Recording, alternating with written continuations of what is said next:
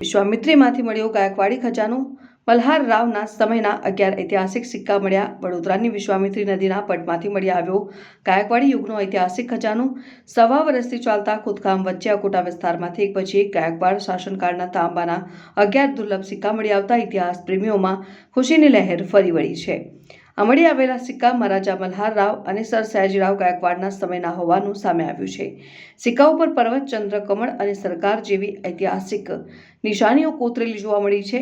1870 થી 1882 સાલની આ સિક્કાઓ ઘડિયાળી પોળની હરિભક્તિ ટંકશાળમાં પડાયા હોવાનું ઇતિહાસકારોનું માનવું છે। પ્રાચીન કાળથી જ વસ્તી ધરાવતી અકોટા વિસ્તારમાંથી સિક્કા શોધનાર GSPCAના રમેશભાઈએ આ તમામ ઐતિહાસિક ધરોહર સહી સલામત પુરાતત્વ વિભાગને સોંપી દીધી છે। વિશ્વામિત્રીના ખોદકામના પહેલીવાર મળેલી આ સંપત્તિ વડોદરાના અમૂલ્ય ભૂતકાળની જીવંત સાક્ષી પૂરી પાડે છે।